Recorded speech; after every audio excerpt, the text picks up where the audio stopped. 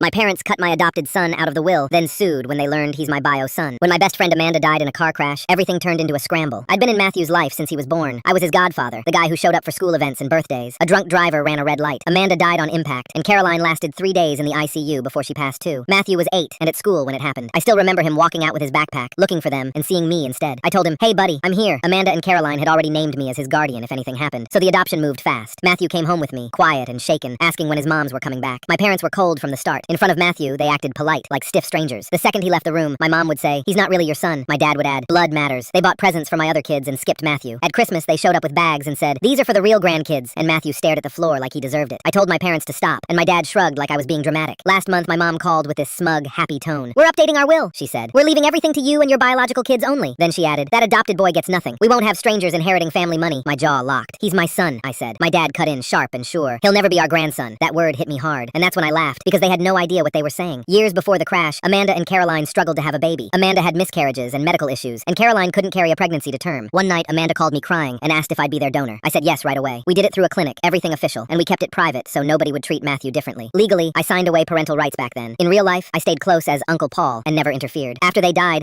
I needed the adoption to be clean and permanent, so my lawyer suggested a DNA test for the paperwork. The results came back. Matthew was my biological son. I didn't tell my parents because it shouldn't have mattered, but after that will call, I decided they were going to hear the truth from me, face to face. I invited my parents for Sunday dinner and made sure Matthew was at a friend's house. I let them eat and talk about normal stuff. Then I slid the DNA report across the table and said, "Since you're so focused on blood, read that." My dad squinted at it, then his face went pale. My mom grabbed it and shook her head. "This has to be wrong," she said. "It says he's your biological son." I said, "Yep, I was the donor. He's been my biological son this whole time." They just sat there, frozen. My mom started crying and saying, "We didn't know." My dad backpedaled fast. "If we'd known, we would have acted differently," he said. I leaned forward. "So you were fine being cruel to a kid who lost his parents, as long as you thought he wasn't blood?" My mom tried to defend it. "We were protecting the family," she said. I said, "You were punishing a child for being orphaned." My dad got loud. "You can't talk to us like that," he snapped. Then my mom wiped her face and said the part that made my stomach turn. "If he's our biological grandchild," she said, "we can get visitation." My dad nodded like he'd won something. "Grandparents' rights," he said. I told them, "No, you don't get to ignore him for 2 years, then demand access because a paper says you share DNA." My dad said, "You can't keep him from us." I said, "Watch me," and they stormed out. Over the next week, they called non-stop. One minute it was begging, the next it was threats. My mom left a voicemail saying, "Don't act like he's family. He isn't." My dad left one saying, "We won't spend a dime on that boy." Another message said, "He'll never be our grandson," with the same smug tone I'd heard for years. I saved every voicemail. Then a legal letter showed up. They were suing for grandparents' rights and claiming I deceived them. My lawyer asked, "Do you have proof of how they treated him before they found out?" I sent her the voicemails, labeled by date. She listened and said, "Good." In court, my parents showed up dressed nice and acting gentle. Their lawyer told the judge they'd been misled and deserved a bond with their grandchild. My lawyer plugged in a speaker and said, "We'd like to play a few messages." The first voicemail filled the room with my mom saying Matthew wasn't family. The next was my dad saying blood matters and Matthew would never be their grandson. The judge stopped the audio, stared at them and said, "Petition denied," and my parents' faces dropped as the gavel hit. Now my family is saying I'm cruel for cutting them off. Was I wrong?